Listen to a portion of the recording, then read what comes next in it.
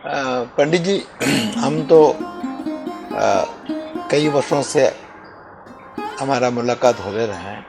मैं आज भी याद करता हूँ जब आप हमारे ऑफिस में गुप्ता जी के थ्रू आए थे, and you are very young, I was also very young at that time. तो सबसे पहले आप जब आए थे, आप सब लोगों को मिला, हमारा डायरेक्टर्स को, और आप ज़्यादा टाइम मेरे साथ स्पेंड किया। तो उसका कारण मैं समझा नहीं उस टाइम, पर आज मैं समझ सकता हूँ। It happened I think about 30 years back. तो वो इसलिए हो सकता है कि मुझे स्पिरिचुअलिटी पर थोड़ा सा इंटरेस्ट था उस टाइम भी, आज भी। तो आप बताइए, मतलब इस मामले में कि कैसे एक जीवन में ये चीज़ आदमी को मिलता है, इंटरेस्ट, और आगे सुनने के लिए भी, और अच्छी उपदेश आप जैसे लोगों से लेने का एक फीलिंग, वो कैसे होता है? ये जन्मना होता है या आदमी को खुद परिश्रम करके भी लेना चाहिए, या कैसे? ऐसा नायब साहब कि जब मैं दिल्ली में आया और मुलाकात तो आपके ऑफिस में बहुत से लोगों से हुई, लेकिन आपका और जो ये मेरा मुलाकात था, ये सामान्य मुलाकात नहीं है। इसे हम कह सकते हैं ये प्रकृति प्रदत्त और ग्रह नक्षत्रों का योग होता है। और इसमें कोई दो राय नहीं है कि मनुष्य का जो पूर्व जन्म है और वर्तमान जन्म है, वो कहीं न कहीं से भगवान और परमात्मा ने वो जोड़ करके रखा है। यहाँ हम लोग कुछ नया नहीं कर रहे हैं। तो प्रभु ने, उस पार ब्रह्म परमेश्वर ने, काशी विश्वनाथ ने, कि कब किसको कहाँ मिलना है, इनसे कब मिलाना है, और किसके माध्यम से क्या क्या कराना है, यह ईश्वरीय कृत है। ये भगवान के द्वारा ही सब निर्धारित होता है। और जहां तक रहा प्रश्न कि इस संसार में ईश्वर के प्रति लोगों की आस्था, तो कोई जरूरी नहीं कि हम मंत्र पढ़ के या बोल के ही ईश्वर के प्रति आस्था दिखा सकते हैं। सेवा भाव और उसके प्रति अच्छे विचार को रखना, ये भी ईश्वर की आराधना है। क्योंकि परमात्मा ने कहा है कि भावना ही मनुष्य को भगवान बना देती है। और हर मनुष्य के अंदर में जो ये भाव आते हैं, अपने आराध्य के प्रति, अपने परिवार के प्रति, माता पिता के प्रति, या जिसके प्रति विशेष लगाव और रुचि होता है, तो यह भी उपासना और पूजा है। पूजा का मूल स्वरूप तो हम बैठ करके जो मंत्र के माध्यम से पत्र पुष्प धूप दीप नैवेद्य चढ़ाते हैं, वो एक विषय है। लेकिन मनुष्य के जीवन में कर्म ही उसका पूजा है, ऐसा मनीषियों ने बार बार कहा है। तो हर मनुष्य अपने जीवन में जुड़ करके कहीं न कहीं से परमात्मा पिछले जन्म का कोई संस्कार और ग्रह नक्षत्रों के संयोग बनते हैं, तब इस तरह से हम लोगों के सामने वो विचार एक होते हैं। और आप प्रश्न कर रहे हैं, मैं जवाब दे रहा हूं, तो ये भी ईश्वर की ही कृपा है। तो मुलाकात, जो भी मुलाकात हो जाता है या होता है, या उनके साथ फिर आगे जीवन में कई काम हम लोग करते हैं, उसके अंदर सारा कर्मा इन्वॉल्व है जी। कर्मा है। ये मैं भी समझ सकता हूँ, बिकॉज मैं दिल्ली में 69 में आया था अकेला। कोई मेरा मेंटोर जो कहता है अंग्रेजी में, या मुझे आगे बढ़ाने का कोई गुरु मुझे नहीं मिला था। और मैंने देखा है कि बीच बीच में, बार बार में कोई ना कोई मेरे लाइफ में आप जैसे लोग आ जाते थे। कई लोग मिले हैं मुझे इंटरेस्ट भी होता है कि मैं ये क्यों जन्म लिया, और मैं 69 बहुत यंग था, दिल्ली में क्यों आया, ये सारी चीज़ें मुझे चिंता होता है। मगर आदमी को काम करना भी था, तो 20-24 घंटा काम करने को मैं तैयार भी था, किया भी है। मगर ये अंदर एक चिंता रहते थे मेरा कि there is something more I have to do, मुझे कुछ और करना है या इसलिए आया हुआ है। तो मेरा मतलब कहने का, मेरा एक गुरु जैसे शुरू से मैंने एक जीवन नहीं किया, जीवन मैंने आगे नहीं बढ़ाया, मगर बार बार हो सकता है मैं कोई गलती करने वाला है या हो सकता है मैं गलत संग में जा रहा है, तो उसको रोकने के लिए या सही रास्ता दिखाने के लिए बीच बीच में लोग मेरे लाइफ में आया है। तो उनमें से आज मैं इतना साल के बाद, डिकेड्स के बाद आपके बारे में कह सकता हूँ, आप भी ऐसे ही मेरे साथ हुआ है। और मेरा एक काम भी ये भी मेरे साथ होता है कि मैं आगे उसको शेयर करता हूँ। जैसे मुझे एक अच्छा नहीं मिला, एक अच्छा उपदेश मिला, तो उसको मैं अपने सीमा तक नहीं रखता कि भाई वो मुझे मिल गया अब चुप रहो ना, उसको मैं शेयर करता हूँ। आपको याद होगा बनारस आया था हम लोग कॉन्फ्रेंस के लिए, तो मैंने कितने लोगों से आपसे इंट्रोड्यूस कराया, and I was so proud कि मैंने ये किया। मुझे कोई इसमें कोई सेल्फिश इंटरेस्ट नहीं था, और उससे मुझे ऐसा फायदा मिला, लोग जो जो आपसे मिले थे वो सब मुझे बाद में बोला, नायर साहब वो पंडित जी अब कहाँ हैं, कहाँ है। बाद में भी आपने मिला उनको, कईयों को मिला, कईयों को नहीं मिला। तो ये सब मैंने देखा है कि आपने ठीक कहा, ये सब एक निमित्त है, निमित्त जिसको आप हिंदी में निमित्त कहते हैं, इन माई मदर टंग निमित्तम, वो तभी होगा। मैं बड़े बड़े लोगों को मिला है, मिनिस्टर को मिला है, प्रेसिडेंट को मिला है, वाइस प्रेसिडेंट को मिला है, और कंट्री में मैंने घूमा है, पूरा अफ्रीका, मिडल ईस्ट, कई जगह में लोगों से मिला है। उस सब में मैंने देखा कि कोई ना कोई मेरा मुश्किल से मुश्किल टाइम पर भी कोई ना कोई आ जाता है और मेरा काम आसानी हो जाता है। तो उसका कारण भी यही होगा, कार्मिक होगा।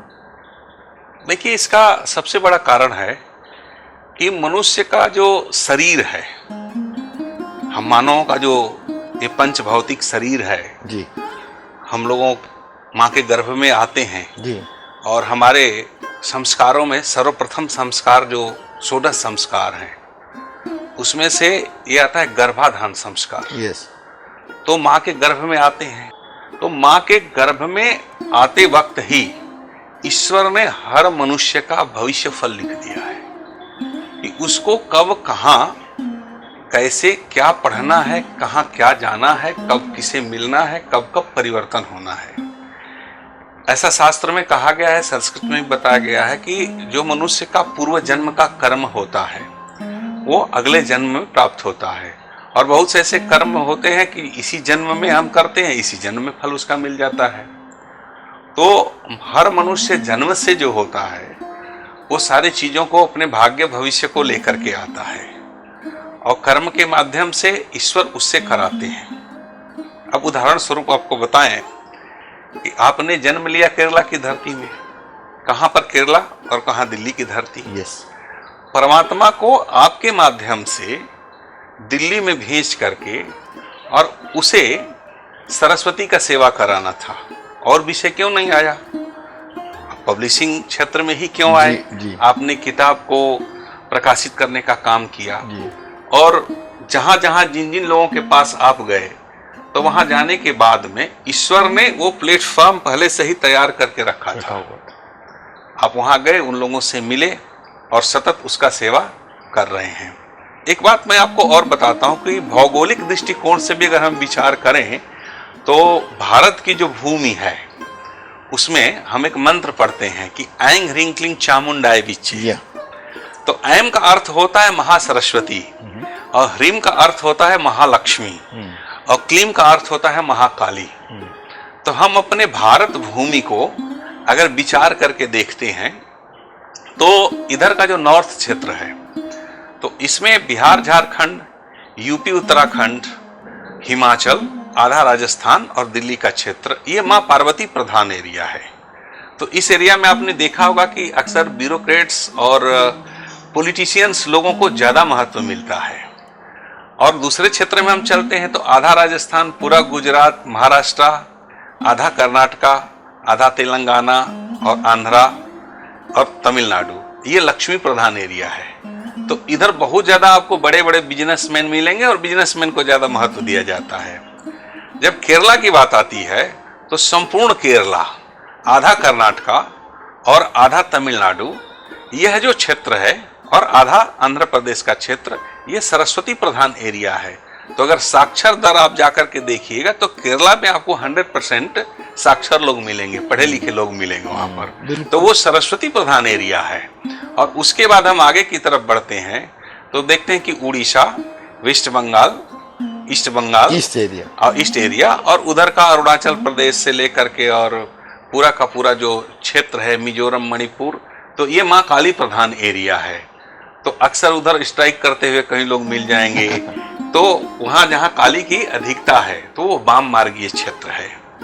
तो मैं ये कह सकता हूं कि भगवान ने आपको केरला के धरती में जन्म देने के बाद में दिल्ली भेजने का परमात्मा का और ग्रह नक्षत्रों का यही योगदान था कि जिनके अंदर में जो प्रतिभा है, जो छुपी हुई प्रतिभा है, उनको आप निकाल करके और उसे पेज पर, पन्ने पर उद्धृत करके, अंकित करके और आप पब्लिशिंग के माध्यम से आम जनमानस में जन जन लोगों के लिए कि ये ज्ञान क्या है, इसको आप जानिए और समझिए। ये आपसे सरस्वती ने और भगवान ने कराया है। बिल्कुल आपने ठीक कहा।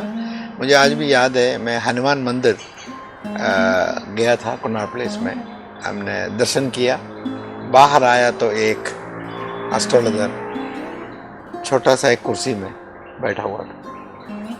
तो सामने एक अच्छा कुर्सी रखा हुआ था कस्टमर को बैठाने के लिए। खुद तो स्टूल में बैठा हुआ था। आंध्रा का था शायद, साउथ इंडियन था, मुझे नहीं मालूम। तो मेरा नजर पड़ता है ऐसे लोगों के साथ, कहीं भी जाओ। मैं न्यूयॉर्क गया अभी, मैनहाटन में सारा पैसा वही है जी। वहां मैं, विष्णु और वाइफ चल रहे हैं। विश्वास नहीं करोगे कि मैंने एक बोर्ड देखा कि एक ग्रीक एस्ट्रोलॉजर लेडी का फोटो देखा। 3rd फ्लोर में, बहुत बड़ा मकान है वहां तो सारे, 3rd फ्लोर में वो बैठी हुई है। तो मैंने बोर्ड देखा, मैंने वाइफ को कहा कि स्टेप हम चल रहे हैं। तो हम पीछे हटा, मैंने हाथ पैर पीछे रखा, मैंने कहा ये फोटो दोबारा देखा मैंने। मुझे समहाउ थोड़ा सा फोटो देख के ऐसा लगा, लेडी का, यंग था, ऐसा लगा कि जैसे कि कोई कनेक्शन है इंडिया के साथ, ऐसा सोचा मुझे। तो मैंने वाइफ को बोला मिले जाके। वाइफ कहने लगा कि यह तो डॉलर खर्चा होगा। $1 जो है 80 रुपया का है। इंडिया में जो 500 रुपया का होगा, यहाँ $500 होगा। तो ये सब पागल हो गया, कोई जरूरत नहीं है। मैंने कहा नहीं, मैं मिलना चाहता हूँ। सीधा 3rd फ्लोर गया हम लोग, लिफ्ट में जैसे खोला, वो लेडी बैठी थी, उसका माँ अंदर थी। माँ को एक दफा देखा, फिर नहीं देखा मैंने। और दोनों का फेस देखे मुझे ऐसा लगा जैसे कि कोई देवी, दोनों देवी बैठे हुए हैं फेस वैसे भी ग्रीक के जो लोग हैं उनका फेस वगैरह बहुत डिफरेंट होता है, चिसल्ड फेस होता है उनका। बैठी हुई थी और पूरा पूजा सामान का, खुशबू, फ्लावर का सारा पूरा बना हुआ था। लिखा हुआ था $50 फीस, और लिखा हुआ था क्योंकि वहाँ सब बिजनेस वाला है जी। तो खैर एनीवे मैंने मुलाकात हुआ। तो सिर्फ मैं यही कहना चाह रहा हूँ कि मुलाकात हुआ, कुछ बातें उन्होंने कहा, ठीक कहा, और विष्णु के बारे में ऐसा बात कहा जो मैं किसी को नहीं कहा था। उन्होंने कहा विष्णु के बारे में, मतलब विष्णु का मेरा संबंध क्या है। खैर एनीवे उस बात हुआ। इसके बाद मुझे एक सवाल उनसे मैंने किया कि आप ये बताइए, आप जो कह रहे हैं ये हमारा इंडियन एस्ट्रोलॉजर भी के साथ मुझे ऐसा मिल रहा है जैसे आपका कोई इंडिया कनेक्शन है क्या। कहती है। तो मैंने कहा कैसे। कहते जो ग्रीक सिविलाइजेशन है वो इंडिया का सिविलाइजेशन के साथ मिलता है। तो जो भी मैंने आपका एस्ट्रोलॉजर बताया ये इंडिया का एस्ट्रोलॉजर भी कह सकता है, क्योंकि आपस में जुड़े हुए हैं ग्रीक के साथ हम लोग। देखिए मैं नीचे जा रहा था तो उसका शक्ल देख के मैंने ऐसा लगा कि देयर इज सम लिंक। तो ये डिस्कशन चलता रहा। इसके बाद हम वहाँ से निकल के आया। इसके बाद she wanted to come to Dubai, तो मैंने खैर कोई इंटरेस्ट ज़्यादा नहीं लिया। मगर सवाल इसका कहने का ये था, ये मुझे थाईलैंड में भी हुआ ये चीज़।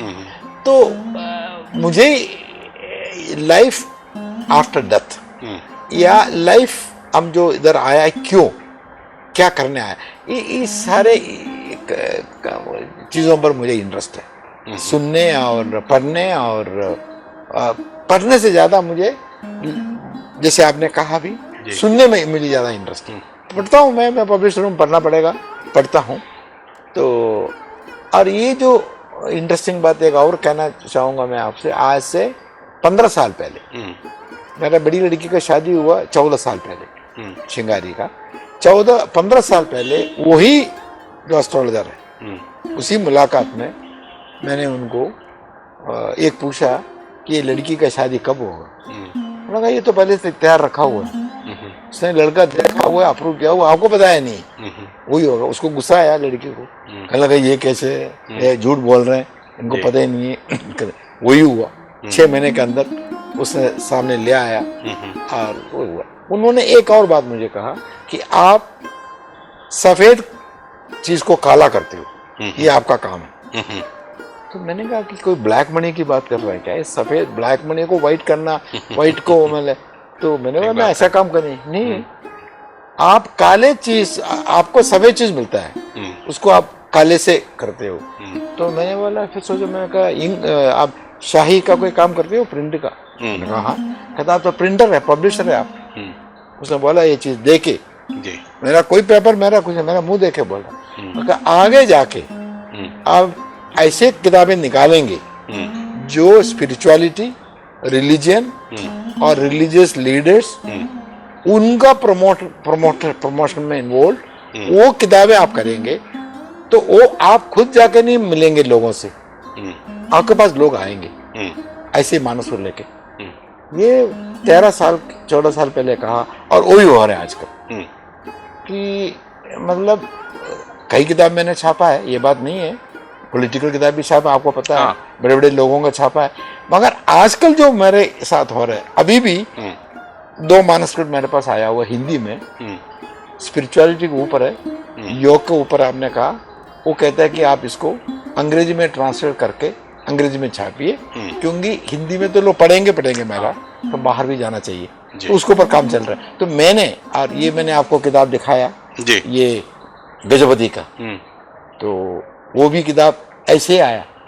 इस ऑथर का लोकल गार्डियन था मैं, दिल्ली में जब ये मिस्टर बाल, उड़ीसा का है, ये जब दिल्ली में पढ़ने आया, तो इसका लोकल गार्डियन में ही था। यंग लड़का था, 21 साल का, 20 साल का, केएम कॉलेज में, केडुलर कॉलेज में, और एक जाके इनकम टैक्स कमिश्नर बना दिल्ली का, बस टेरर, बॉलीवुड को हिला के रखा उसने, मतलब पैसा निकलवाया लोगों से, इंडिया में भी। बाद में वो थोड़ा स्पिरिचुअलिटी में चला गया, जो रिजाइन किया, IRS था अभी भुवनेश्वर में। तो एक दिन मुझे बोला, नायर साहब मैं ये किताब लिख रहा हूँ पूरी टेम्पल के ऊपर, ये राजा है जो झाड़ू लगा रहे, पूरा जिंदगी इनका 800 900 1000 सालों से ये सिर्फ झाड़ू लगाता है पूरी टेम्पल का।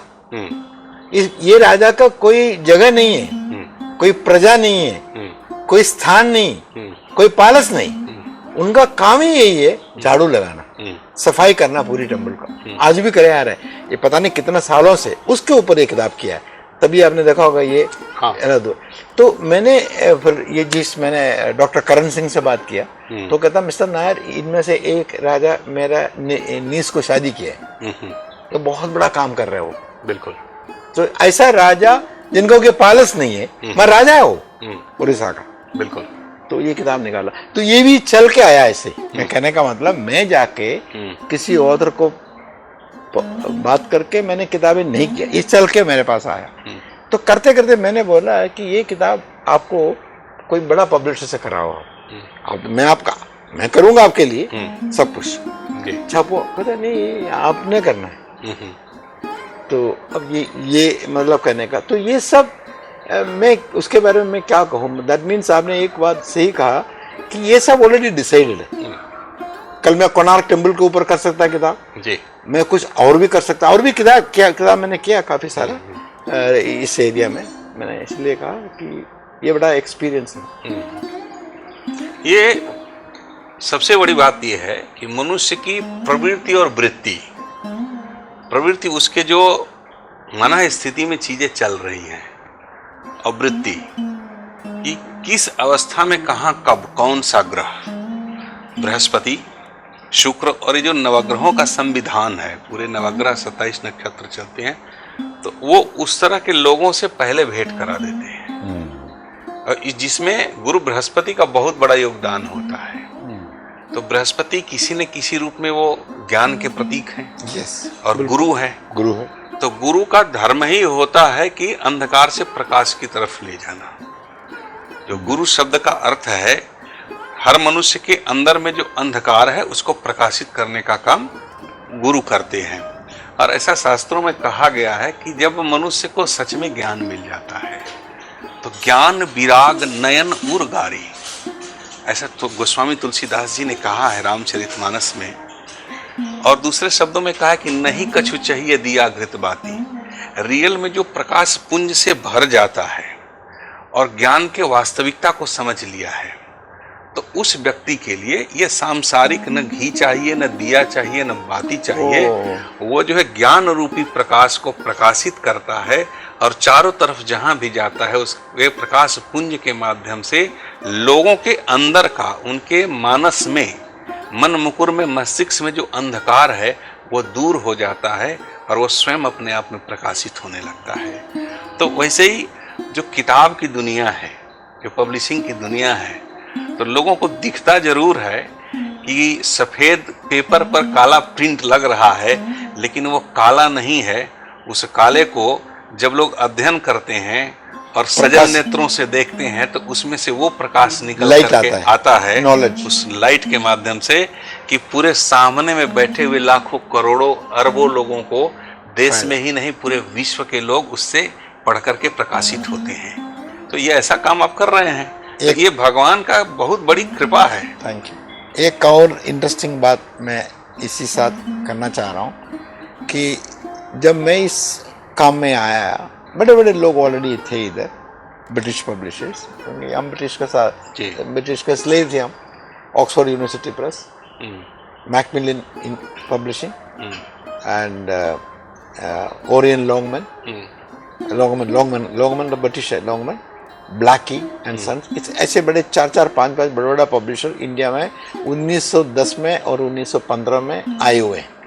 क्यों आए हुए हैं कि उनकी अंग्रेजी की किताब, उनके देश की किताब, ब्रिटिश की, वो हमारे ऊपर लगाना चाहता था। That is how British school started in India. तो उस वक्त इंडिया का किताब उनको मतलब ही नहीं था, ना कोई लिखने वाला भी था, मगर उनको कोई इन्होंने प्रमोट नहीं किया। तब इंडियन पब्लिक, मुझे उसका ग्रहण हुआ कि उन्होंने इधर क्या किया क्या नहीं किया, और मुझे उनमें नौकरी करने की मौका भी मिला कि ऑफर, क्योंकि वो पैसा ज़्यादा देते थे, इंडियन पब्लिशर के पास इतना पैसा नहीं होता था, मगर कोई भी ऐसा ऑफर मैंने एक्सेप्ट नहीं किया। ये देखिए बड़ा मैं यंग था, एम्बिशियस भी था, पैसा भी चाहिए, दिल्ली में अकेला रह रहा हूँ, सब कुछ था, मगर मैंने बोला नहीं, मैं किसी ब्रिटिश पब्लिशर के साथ काम नहीं करूँगा। मैं अपने दम पर, कोई इंडियन पब्लिशिंग है उनमें काम करूंगा। हमारा जो इंडियन ऑथर है, भारतीय जो ऑथर है, राइटर्स है, इनको प्रमोट करना चाहता हूं मैं। तो ये मेरा दिमाग में था, मुझे किसी ने बताया नहीं करने के लिए, ना तो कोई प्राइम मिनिस्टर ने बोला, कोई प्रेसिडेंट ने बोला, अंदर ही एक हुआ। तो ऐसे मैंने विकास पब्लिशिंग हाउस में ज्वाइन किया, जबकि मुझे ऑक्सफोर्ड यूनिवर्सिटी प्रेस, वर्ल्ड का आज भी बहुत बड़ा पब्लिशर है, उसमें ऑफर आया था, मैंने ज्वाइन नहीं किया, तो मैं इसमें ज्वाइन किया। इसके बाद 36 years बैक, 36 साल पहले मैंने कोणार्क स्टार्ट किया। वो भी कोणार्क टेम्पल के अंदर बैठे हुए हमने डिसीजन लिया कि हम अपना काम करेंगे, तो हमने कोणार्क का नाम रखा। कोणार्क तो केरला का नहीं है, मैं तो केरला का कोई रिवर का नाम रख सकता था, कोई सरस्वती का नहीं। कोणार्क का अर्थ सूर्य से होता है। एग्जैक्टली। तो मेरा ये हुआ इसलिए कि हम कोणार्क टेम्पल के अंदर थे, मैं और मेरा पार्टनर मिस्टर जैन, जिनको आप मिले हुए दाढ़ी वाला, तो हम बैठे हुए थे। तो हमने बोला जैन साहब खुद अपना करेंगे यार। कहते हाँ करते, तो नाम क्या रखेंगे? मैंने कहा कि हम कोणार्क टेम्पल में इन्हीं का नाम रखो, दिस इज व्हाट हैपेंड। तो कंपनी वो कोणार्क से शुरू हुआ, जो भी है। तो कई साल के बाद, 36 साल पहले हुआ, हमारे पास कोई पैसा नहीं था। 25 हज़ार रुपये हमने डाला, और बच्चे थे, उनको संभालना था।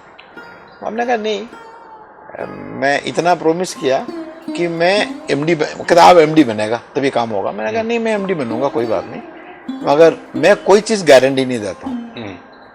पैसा का, यहाँ कार था, बहुत अच्छा सैलरी था, सब कुछ था। मैंने कहा मैं सिर्फ एक चीज़ आपको दूंगा, मन का फ्रीडम दूंगा कि आप कब ऑफिस आ रहे हैं, कब ऑफिस जा रहे हैं, मुझे कोई मतलब नहीं। आपका अपना कंपनी है, जितना मर्जी इसमें बढ़ाओ, जितना परिश्रम डालो, आप बनेगा, जो पैसा आएगा हम बांटेंगे। समझ, ये एक गारंटी है।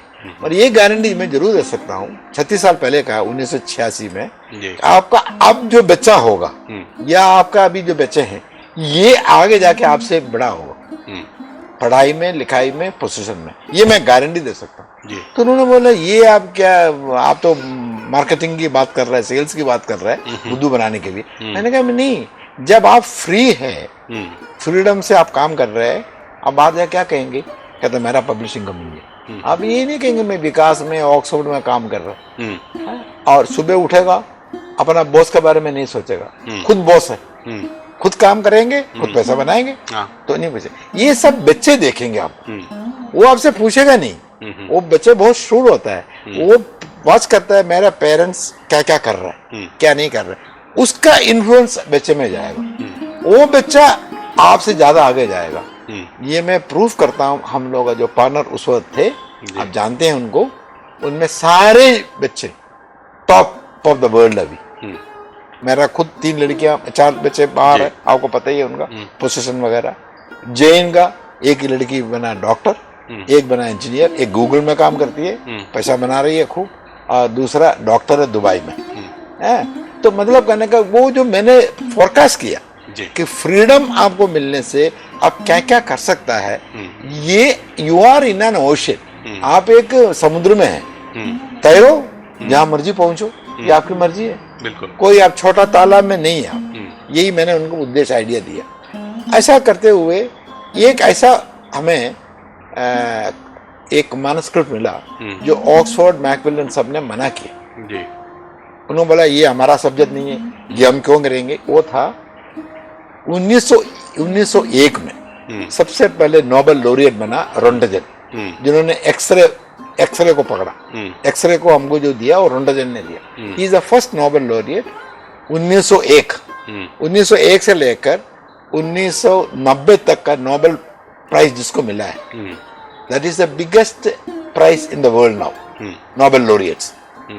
वो उसमें केमिस्ट्री वाला है, फिजिक्स है, लाइफ साइंस है, इकोनॉमिक्स है, सब कुछ है उनमें, सारे लोग दुनिया का है।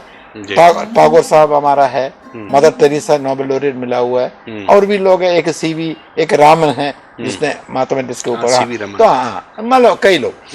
तो इंडिया का नोबेल लॉरिएट कम है, जबकि दुनिया में सबसे बड़ा नोबेल अमेरिका में है, यूरोप में है। साल के ऊपर साल अगर 6, 8, 10 नोबेल लॉरिएट साल में होता है, तो कम से कम सारे बाहर के होते हैं। इंडिया का कम है, लिटरेचर में मिला टागोर को, ऐसे ही। तो सबने बोला ये किताब आप क्यों, मैंने कहा नहीं मैं करूंगा, यही तो मैं करना चाहता हूँ कि जो लोगों ने नहीं किया, और मैंने उसको किया है। और वो किताब मेरे सामने अभी पढ़ा हुआ है, मोटा सा किताब, एनसाइक्लोपीडिया, उन्होंने किताब किया। और उस किताब में उस जमाने में 88-89 में 10 लाख रुपए चाहिए निकालने में, बनाने में, तभी सारा पब्लिशर ने उसको मना कर दिया। और मैंने बोला मैं पैसा इकट्ठा करूंगा कैसे भी, वो बेग और borrow. I went to Tatas, I went to so many people कि आप कम से कम 5 लाख रुपया दे दो। पैसा दिया, बाद में किताब निकला।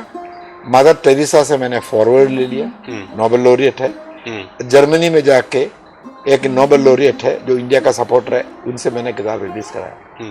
तो कहने का मतलब ये है कि वो किताब इधर प्रमोट करने का टाइम राजीव गांधी को मिला, और राजीव गांधी को मैंने किताब दिया, और उनको मैंने बोला मैं इसलिए किताब दे रहा हूँ कि ये किताब अगर आप स्कूलों में लगाओगे तो एक आदमी भी नोबेल लॉरिएट की किताब पढ़ के बनेगा, तो जितना पैसा मैंने खर्चा किया या आप करेंगे या गवर्नमेंट, वो सब सफल हो जाएगा। बिल्कुल ठीक। राजीव गांधी ने एक स्कीम निकाला था उस time, science improvement scheme for school, उसमें ये किताब रिकमेंड हुआ। अब देखिए आपने जो कहा उसको मैं कह रहा हूँ, किताब, एक किताब के साथ क्या क्या हो सकता है, ये एक पॉसिबिलिटी। ठीक बात है, क्योंकि अंधकार से प्रकाश की तरफ ले जाने वाला। और इस पर एक बात मैं और कहना चाहूंगा कि आज आधुनिक होड़ में, वैश्वीकरण में, कंप्यूटर, मोबाइल्स, ई बुक्स के जमाने जरूर आ गए हैं, लेकिन अगर हम थोड़ा सा पीछे की तरफ जब जाते हैं तो किताब से बड़ा जीवन साथी कोई हो नहीं सकता, नहीं हो सकता, क्योंकि इसे हम लेकर के सामने में पढ़ते थे, लेटने के बाद में पता चला इसके कभी साथ बाईं सोया करवट हुआ है। था, इसके सोते थे, सुबह उठते हाँ आज सुबह उठते हम ये देखते हैं, पहले किताब देखता था। हाँ, फिर बाईं तरफ लेट के पढ़ते पढ़ते लेके सो गए, फिर दाईं तरफ ले गए। कभी कभी पढ़ते पढ़ते इसको हम अपने हृदय पर रख करके और आराम से सो गए। हाँ, ऐसे ऐसे तो ये सुकून, हाँ ऐसे ऐसे ऐसे ले करके हम लोग सो जाया करते थे। ऐसे कर, तो I agree। ये जीवन का बड़ा ही अद्भुत और बड़े ही, इससे बड़ा कोई साथी नहीं हो सकता है, ऐसा इसका महत्व था। ये आगे आकर के भी फिर वैसे ही होगा, वही होगा, क्योंकि अभी भी लोग जो यंग लोग है, मेरा जो ग्रैंड डॉटर 11 साल की है, वो किताबों का पागल है, तो अभी भी वो कहता है मुझे ई बुक नहीं पढ़ना है, मुझे किंडल नहीं चाहिए, वो मशीन होता है किंडल में, मुझे प्रिंटेड बुक चाहिए। क्योंकि प्रिंट पर अगर बात चलती है तो हम अपने आध्यात्मिक दृष्टिकोण से बताएं कि सबसे पहले किसने लिखा। सर्वप्रथम इस पृथ्वी पर लिखने का काम, त्रैलोक्य में लिखने का काम किसने किया? तो हम महाभारत पढ़ते हैं, रामायण पढ़ते हैं, वाल्मीकि का पढ़ें या तुलसीदास जी का, इससे बहुत पहले की बात, सतयुग के समय में जब सतयुग का कार्यकाल चल रहा था, तो महामुनि व्यास ने 18 पुराणों को प्रवचन देते हुए सुनाया। उन्होंने प्रवचन दिया, जैसे कि हम लोग भी जाते हैं कहीं तो प्रवचन देते हैं। तो जब उन्होंने सुनाया तो लिखने का काम गणेश भगवान ने किया था, गणपति ने। पहला लिखने वाला कोई व्यक्ति है तो वो गणपति हैं, और गणेश जी के बाद ही ये लेखन की विद्या आई और सब लोगों ने लिखना आरंभ किया। जैसे कि संसार में अगर किसी से आप प्रश्न पूछते हैं कि भाई हम संस्कृत पढ़ते हैं, संस्कृत बोलते हैं, या कोई भी भाषा का हम प्रयोग करते हैं, तो ये कहाँ से उत्पन्न हुआ? तो मैं समझता हूँ कि यंगस्टर आजकल का शायद ही बता पाए कि ये शब्द कहाँ से निकले।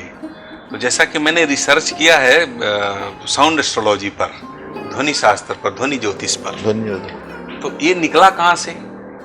भगवान शिव ने डमरू का वादन किया। जब भगवान नटवर शिव को कहा गया नटराज, तो भगवान नटराज जो है, भगवान शिव ने, नटवर और नटराज दो शब्द है, तो नटवर कृष्ण है, नटराज भगवान शिव है। तो जब नटराज ने डमरू का वादन किया तो उसमें नवपंचवारम, 9 और 5 बार बजाया, 9 + 5 = 14, तो 14 माहेश्वर सूत्र निकल करके आए। और संस्कृत में श्लोक है कि नृत्यावसाने नटराज राजो ननाद ढक्का नवपंचवारम उद्धर तु काम सनकादि सिद्धान एतद विमर्शे शिव सूत्र जालम। यह शिव का फार्मूला है।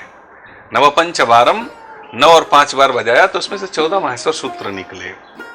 और उद्धर तु काम, उसको उद्धृत किया किसने? शिव ने किया।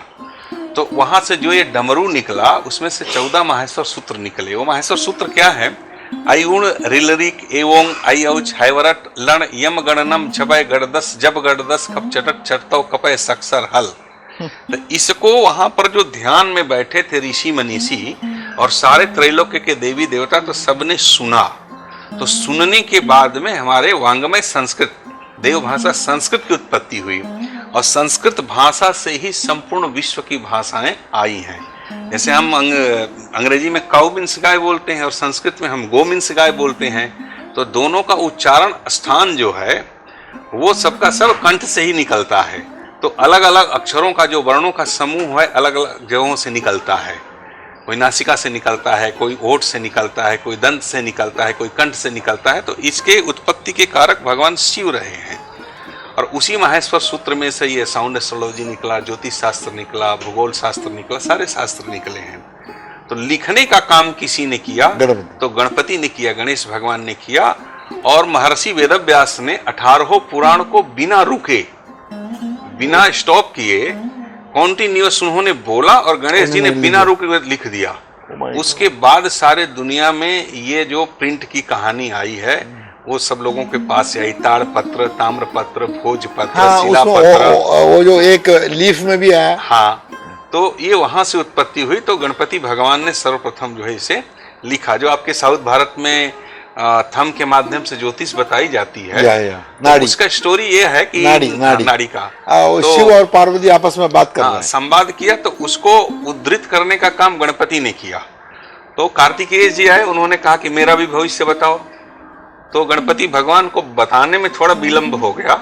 तो ऐसा बताते हैं लोग, शास्त्रों में मैंने पढ़ा भी है कि फिर गुस्सा में कार्तिकेय भगवान ने वो पूरा का पूरा जो ग्रंथ था उसको समुद्र में फेंक दिया। तो जब वो समुद्र में चला गया तो भगवान शिव के आदेश पर, शिव जी के कहने पर अगस्त ऋषि आए और उन्होंने समुद्र में से उसको निकाल करके बाहर लाए। कोई पार्ट कहीं, कोई पार्ट कहीं, ऐसा हुआ। तो उसको ला करके फिर एक जगह एकत्रित किया। इसलिए उस शास्त्र को सामुद्रिक विद्या शास्त्र भी कहते हैं, जो ताड़पत्र पे अभी उद्धृत है। आपके साउथ के क्षेत्र में वो मिल जाएगा, बिल्कुल। और जिसको थंब के माध्यम से उसका नाम, उसके इससे सब निकलता है, आपका पूरा। तो उसको भी लिखने का काम भगवान गणपति ने ही किया है। तो ये गणेश जी के माध्यम से ही सारा चीज होता है। इसलिए मैंने ये देखा है कि कोई भी किताब लोग छापते हैं या किसी बच्चे को कोई शिक्षा दी जाती है तो सर्वप्रथम गणेश जी का वंदना लोग कराते हैं। ये विघ्न को हरण करने वाले, हम लोग कहते हैं वो कोई विघ्न ना हो हर पूजा में, हर मांगलिक कार्य में, तो गणपति भगवान ने किया। तो इसके पीछे बहुत बड़ा कारण ये भी रहा है। और उत्पत्ति के कारक भगवान शिव, पूछने वाली माँ पार्वती, और उसको लिखने का काम गणेश भगवान ने किया है, जिसे आज पूरे दुनिया में हम सभी लोग बैठ करके उसको प्रिंट कर रहे हैं, पढ़ रहे हैं, लिख रहे हैं, सुन रहे हैं, और एक दूसरे कई उसका फायदा उठा रहे हैं। इसी नाड़ी को हमने इधर ही गुड़गांव में है। मेरा पहले निकला नहीं था, मेरा पत्र जो है उन्होंने कहा नहीं है, दोबारा आइए। फिर निकला तो सब कुछ निकला आया। मेरा फादर, मेरा सब आया, तो मैं वाइफ का भी निकला था। तो उसमें फिर उन्होंने कहा कि आपको इतना टेम्पल में आपको पूजा करना है, वो अति प्राचीन विधि नहीं, आप करना है, पर उसमें आपको जाने की जरूरत नहीं है। आप करवा दीजिए किसी का थ्रू, कोई पंडित या खुद करो। कुछ जगह पर आपको जाना है, ये ऑर्डर है। तो तभी मैं तिरुपति गया।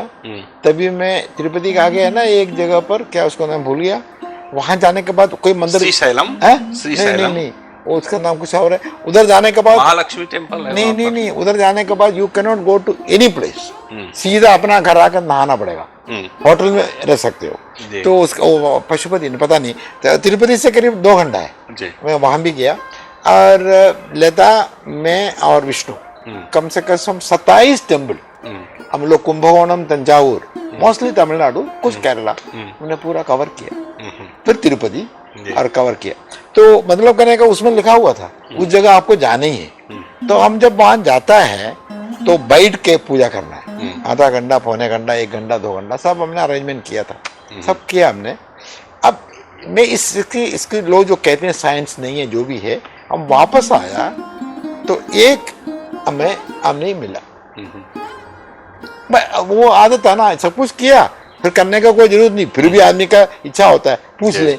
उन्होंने पूछा, उन्होंने वो निकाल के उन्होंने बोला आपने तो सारा पूजा करके आ गया। अब ये देखो ये क्या साइंस है।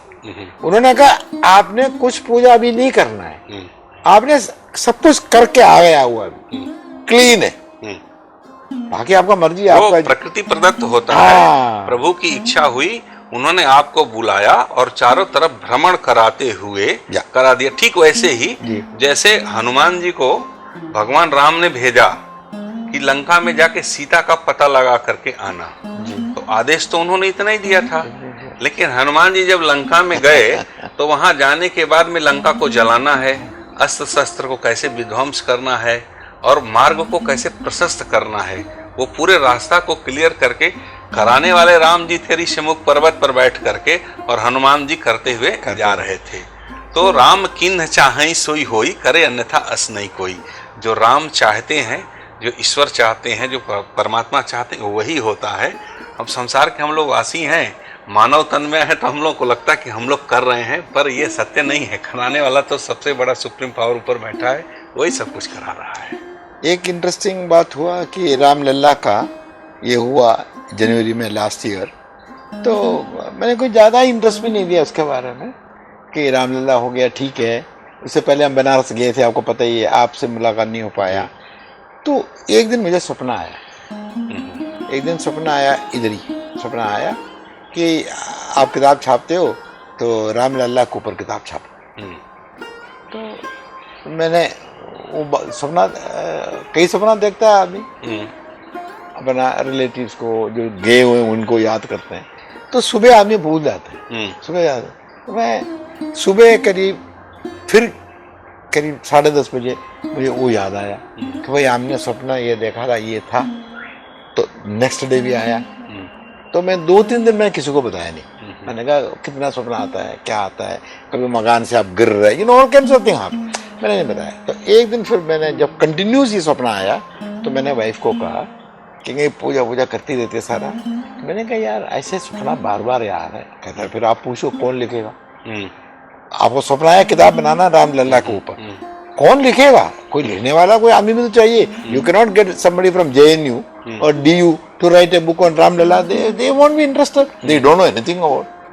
कितना हिंदू है जो राम के बारे में कुछ नहीं जानता, कितना हिंदू है। अच्छा, तो कहने लगा पूछो, तो मुझे कोई जवाब नहीं मिला। तो ये जो प्रिंसेस है जिनको पद्मश्री दिया अभी मोदी साहब ने, वो आई थी पद्मश्री लेने के लिए त्रिवेंद्रम से, जो पद्मनाभ स्वामी टेम्पल का जो कस्टोडियन है, जहाँ सोना सोना है बहुत सारा, तो वो आई थी। तो उसने बोला नायर मुझे आप एयरपोर्ट में ऐसे रिसीव करवाना और आप मेरे साथ रहना। ये तो अशोक होटल में ठहराया गवर्नमेंट ने। तो उनका दोनों लड़का भी आया था, पद्मश्री मिल रहा है ना, तो वो आदमी ले जा सकता है।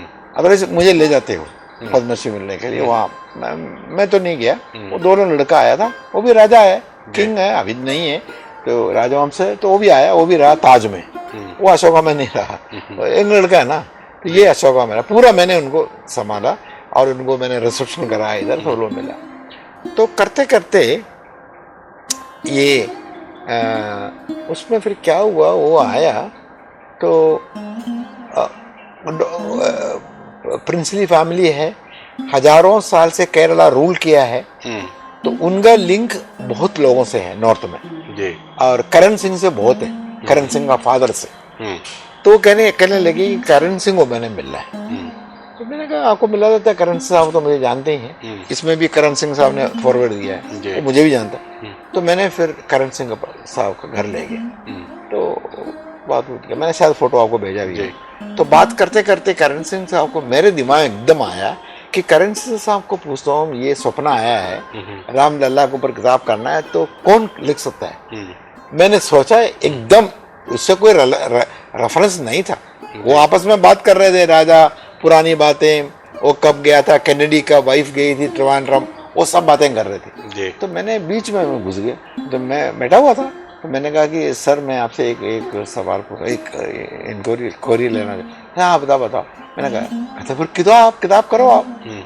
तो फिर मुझे देखने लगा कि आप मेरे बारे में सोच रहे हो कि मैं लिखूंगा। तो मैंने कहा कि मेरा दिमाग में आप लिखने के लिए बात तो नहीं आया, मगर मैं नहीं लिख सकता क्योंकि मैं कृष्ण भक्त हूँ, मैं राम भक्त नहीं हूँ। मैंने जितना भी स्टडी किया, करण सिंह ने बोला सारा कृष्ण और शिव के ऊपर किया है, वैसे भी शिव भक्त हूँ, तो मैं कृष्ण के ऊपर फिर भी कोशिश कर सकता हूँ। और ओल्ड भी हो गया, इधर से उठ के उधर बैठने में उनको प्रॉब्लम है। कहता मैं ये तो बहुत बड़ा काम बता रहे हैं आप, साल तो लगेगा इसका रिसर्च के लिए, राम कहाँ किया सारा आपको किताब में लिखना पड़ेगा। You can't do a photography book कि राम का मंदिर का। तो आप ऐसा करो, सोचो कोई और जो आदमी ब्राइट होगा, वो जो ट्रैवल कर सकता है वो। मैंने कहा फोटोग्राफर मेरे पास है। कहता है कौन है, मैंने बताया, हाँ ही इज वेरी गुड, ब्राह्मण है वो भी। मैंने कहा ठीक है। इतना बात करते करते एकदम मुझे एक नाम याद आया, बड़ा इंटरेस्टिंग है, मैंने उनका नाम ले लिया। आज उनका फोटो पेपर में भी आया हुआ है। मैंने नाम, मोदी का एडवाइजर है। मुझे कहता है यार कैसे नाम में आया। मैंने कहा मैं उनकी किताब पहले बहुत छापा है। Is a right man. Vivek Debroy. हाँ बिल्कुल बोल रहे ये बंगाली है और संस्कृत में वेरी गुड स्कॉलर, कंट्री का टॉप इकोनॉमिस्ट है और मोदी को 10 साल से कंप्लीट इकोनॉमिक्स एडवाइस हुई है। हाँ। नीति आयोग में बैठता है, मेरा जान पहचान का भी है। तो मैंने फिर उनका नाम लिया, कहता है इनका नाम मेरे दिमाग में आ गया, कहता है I approve if he agrees. अच्छा, इलेक्शन हो गया था, Vivek Debroy was not sure whether he will continue. 10 साल से वही काम कर रहा है। मोदी चेंज करने का हो सकता है ना, कोई और को मौका देना चाहिए। हाँ। तो वो डाउट था। तो फिर मैंने सोचा क्या करें, तो मैंने एक पैराग्राफ का व्हाट्सएप भेजा विवेक देबरॉय को। मैंने कहा जी आप दिसंबर में मुझे मिले थे, तो मेरे दिमाग में एक ऐसा आया, तो 1 मिनट में जवाब आया, डन। ज्यादा कुछ नहीं लगा, DON डन टिक करके भेजा। फिर मैंने लिखा कि कब मिलूं, कहता है whenever you want। अब वो टीम बन गया।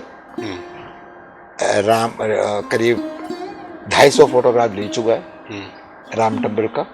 वो फोटोग्राफ मिश्रा के साथ मिलके, और देन योगी साहब ने कहा कि गोरखपुर जाओ। उनको गोरखपुर गया, वहां से भी कवर किया। इसके बाद बोला आपको, तो उन्होंने बना दिया 27 जगह पर राम का पैर पड़ा है। सही 27, जिसके अंदर नेपाल, आपका रायपुर, दंडकारण्य, और सारा कर करके साउथ, फिर श्रीलंका, ये सब जगह जाना है। पंचवटी महाराष्ट्र होते हाँ, हुए। तो अभी मैं वैसे आपको बता रहा हूँ, वो काम चल रहा है। अब पता नहीं इसका आगे क्या होगा। 1000 फोटो लेंगे। अब वो 1000 फोटो को किताब में तो आएगा नहीं, किताब में आ सकता है ज्यादा 200 फोटो। अच्छा, विवेक देबरॉय स्टोरी लिखेगा पूरा, करीब 50,000 वर्ड्स में लिखेगा। वो किताब में अंदर आएगा, वो पूरा बिग बुक होगा, बड़ा किताब होगा। अच्छा, सेकंड वॉल्यूम का 1 या 2 वॉल्यूम का हो सकता है। एक ही वॉल्यूम निकालना चाह रहा है मैं, सुन लीजिए।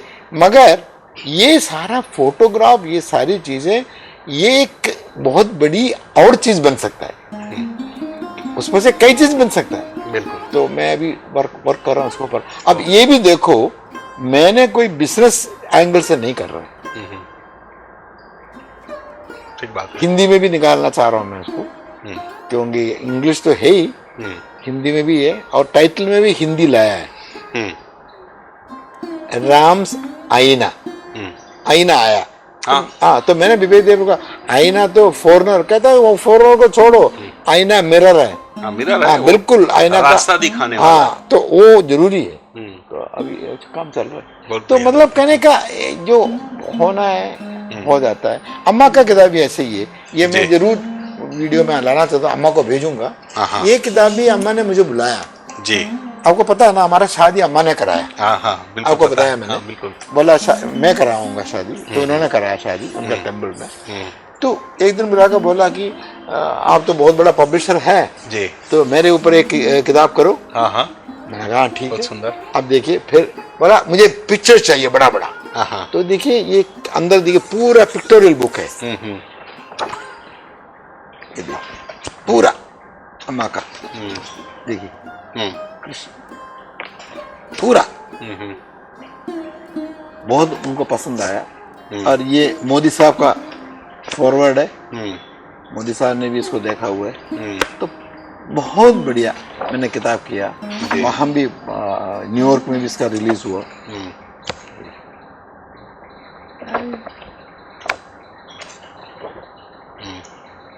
ये भी ऐसी है एकदम, वो संत कृपा कर सकते हैं। और वैसे भी अमृता आनंदमयी जो सब में अभी दिया 15 करोड़ अभी दिया है वायनाड में। अभी लेटूर में जो हुआ था ना, लेटूर में जो भूकंप हुआ ऐसे 10-8 साल, 100 करोड़ दिया जेटली साहब को। 100 करोड़ पैसा नहीं है उनका बैंक में। तो उन लोग आपने 100 करोड़ का चेक काट दिया, पैसा कहाँ है? आ जाएगा। ऐसी लेडी है। एक पैसा मेरे साथ इनका रिलेशनशिप है करीब 40-45 साल का। पहले दिल्ली आती थी ना, घर में जाती थी, तो घर में जा नहीं पाता, मंदिर वगैरह इनका। फरीदाबाद में 2400 बेड का हॉस्पिटल खोला है। मगर आज तक मैं भगवान की साक्षी बताता हूँ, 1 रुपये मेरे से आज तक नहीं मांगा। मांग सकता है वो पैसा, आपको देना आप दे दो, कभी नहीं मांगे। और निस्वार्थ सेवा, निस्वार्थ हाँ, भाव में जाती है। एग्जैक्टली। और उनका सबसे बड़ा धर्म ही सेवा धर्म है। सेवा है। हाँ, जिसको ईश्वर ने और महालक्ष्मी के साथ साथ भारत ही नहीं पितु संपूर्ण विश्व में इनको सब लोग माँ के ही नाम से बुलाते हैं। अम्मा, अम्मा, अम्मा, सब अम्मा ही बुलाते हैं, क्योंकि वो मातृत्व वात्सल्यता और उसका जो इनमें स्नेह है वो सबको निरंतर बांट रही है। और इनका बैकग्राउंड देखो, आपको पता ही है ना, ये इसका फादर मच्छी पकड़ता था, जिसको हमारा साउथ में एक पर्टिकुलर जाति है, कास्ट, मछुआरा बोलते हैं। ये 11 बच्चे थे, उसमें से एक था। शुरू इस पर मछुआरा आपने बोला, इस पर एक बात मुझे याद आई कि महर्षि पराशर और जो मत्स्यगंधा, बाद में जो सत्यवती थी महाभारत में, ये सारे लोगों की जो माता, राजमाता कहलाई, वो भी उसी परिवार से थी। वो नदी इस पार और उस पार कराती थी। जब महर्षि पराशर जाते हैं तो सत्यवती का नाम पहले मत्स्यगंधा था। अच्छा। वो मछली के जैसा उसके शरीर से खुशबू आता था। उसको महर्षि पराशर ने कहा कि इस समय का जो संयोग बन रहा है उसमें ऐसे बालक की उत्पत्ति हो सकती है जो 18 पुराण को लिखने वाला और संपूर्ण त्रैलोक्य में प्रकाशित हो सकता है। तो उससे निवेदन किया और मंत्र बल से कुहरा किया, और करने के बाद में उसे मत्स्यगंधा से फिर वरदान दिया, आशीर्वाद दिया कि उसको योजन गंधा, फिर शरीर में से मछली का जो खुशबू था वो खत्म हो गया और बहुत ही अद्भुत अलौकिक प्रकाश से उसे पुंज कर दिया। बाद में फिर उसे महाराजा शांतनु ने शादी किया। ये गढ़गंगा जो है हस्तिनापुर के पास का परिक्षेत्र है, तो वहाँ की बातें हैं। और उसके बाद में फिर उसी सत्यवती को उस निषाद राज ने प्रस्ताव जब रखा तो भीष्म पितामह ने प्रतिज्ञा किया कि मैं आजीवन ब्रह्मचारी रहूंगा। और इनके द्वारा जो पुत्र उत्पन्न हुए, चित्रांगद और विचित्र वीर्य, चित्रांगद और विचित्र वीर्य, जब इन दोनों लोगों को पुत्र नहीं हो रहा था तो महर्षि व्यास को बुलाया गया। तो मूल रूप से अगर हम हस्तिनापुर के राजमाता की बात करते हैं तो वो सत्यवती, वो निषाद कन्या थी, एक मछुआरे की ही बेटी थी। और वहां पर महर्षि व्यास जब आते हैं तो उनके आवाहन पर फिर धृतराष्ट्र, पांडु और विदुर का जन्म होता है। ये पूरा का पूरा उसकी कहानी है जो महाभारत से एक हेल्थ उनका अच्छा नहीं था, एक अच्छा था। हाँ,